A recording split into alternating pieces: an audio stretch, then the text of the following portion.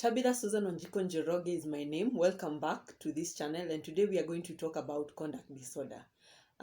In a previous video, we talked about attention deficit hyperactivity disorder, which happens in children, and it has other conditions such as conduct disorder and oppositional deviant disorder. So today we want to look at conduct disorder. And what is conduct disorder, you may ask? And this is a diagnosis that is given to children and adolescents under the age of 18 years. And this is whereby they repeatedly violate the rights of other people. They refuse to conform their behavior according to the law, as well as what is considered normal to their age. So it's basically a behavioral problem. And what are the types? What are the types of conduct disorder? We have three types. The childhood onset type, then we have the adolescent onset type, and then number 3 is unspecified onset type. So even from their words, this is when the conduct disorder manifests, and there are times that a parent or a caregiver may not know when conduct disorder came in. Therefore, the unspecified onset type is categorized. So someone may ask, how do I know my child has conduct disorder? And conduct disorder can be divided into 4 sections. And there are around 18 diagnoses, or rather symptoms, that one can pick. But the categories are 4. And number 1 category is hostile behavioral conduct. And these are the behaviors that result in bodily injury of themselves or animals. And these tendencies are just hostile. Then number 2 category is the non-aggressive conduct. This is whereby or what causes a casualty to destroy other people's property. It could be breaking into someone's house, breaking into someone's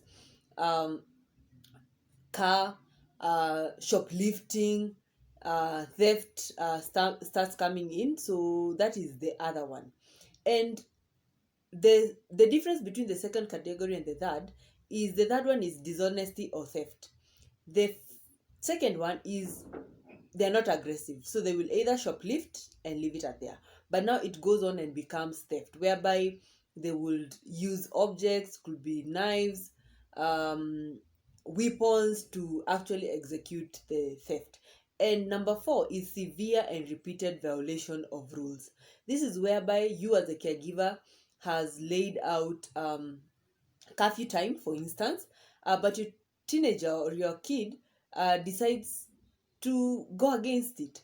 Also, this is whereby you may find your child sleeping away from home twice or even more times, and at times it may happen even once, but they took longer hours than was expected to return home. So these are some of the things that at times caregivers or parents may overlook and say, this is just an adolescent problem. But even sleeping away from home is an indication that there is a behavioral problem. So again, you may go and ask, is there medication? How do I treat this? I've been noticing my child has been doing 1, 2, 3 for this period of time. So there is a criteria, and the criteria states that if the adolescent meets 4 of the symptoms in the various categories that I've mentioned, for a period of 6 months to 1 year, they now qualify to have the conduct disorder. On medication, there is no medication that has been found, but at times this condition may come with other conditions such as anxiety, depression, other conditions. So someone may be given medication to treat the other condition, but for the conduct disorder, there is no treatment as of now. However, behavioral therapy and family therapy and coping skills and social skills can be given to your child so that they can know how well they can change from this behavioral problem. So it is important to acknowledge and seek professional help when you notice there are some things that are not going right with your child.